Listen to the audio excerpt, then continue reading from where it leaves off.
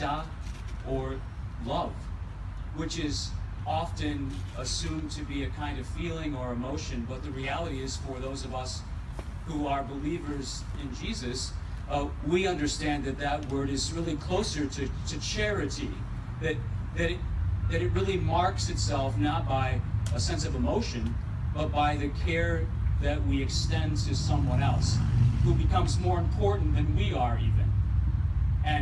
And so that's an important place for the two of you to begin today. There'll be lots of words and lots of congratulations and lots of suggestions and indications about how you both might choose to live your lives if you've not received a lot of that already. None. That's good. It's coming, Kenny. It's coming.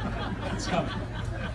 But I have two things I want you to remember about all the things that we've heard and said. First and foremost, thank you for inviting me into your life these last months as we've prepared together.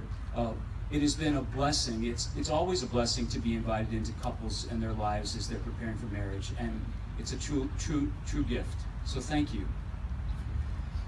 There are two phrases I want you to think about, and this has to do, especially the first one. I think you'll catch on to this. There's a famous phrase that says, "What we live, we learn. What we learn, we practice. What we practice, we become. And what we become has consequences." The two of you know a lot about practicing, don't you? A fair amount of that? And practicing makes your life together as creative artists,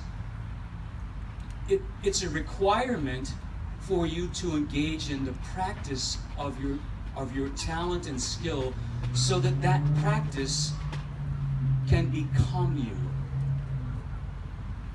And now more than ever, I think we live in a world who need to hear and long to hear from creative artists and writers and poets and painters and dancers words of hope, words of love, words reminding us of the things that we most value.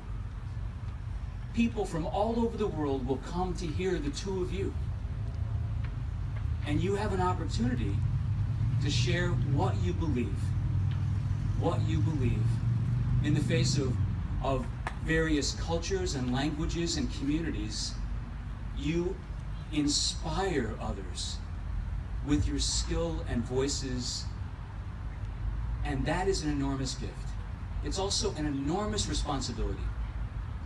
So, what you live, you learn. What you learn, you practice. What you practice, you become. And what you become has consequences. Secondly,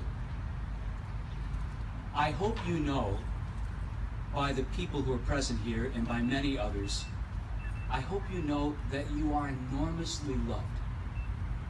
Do you know that? Do you know that? That in the midst of all the other things that make up your life and the harriedness of your life living in various places and countries, the two of you are enormously loved. That's evident.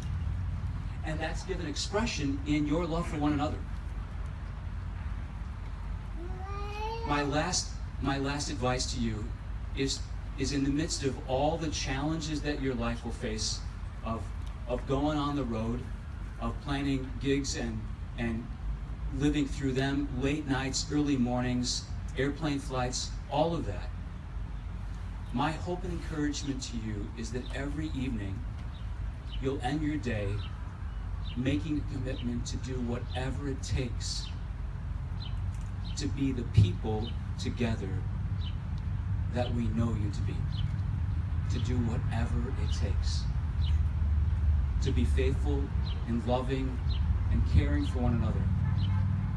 Love bears all things, believes all things, hopes all things, and endures all things. Do whatever it takes.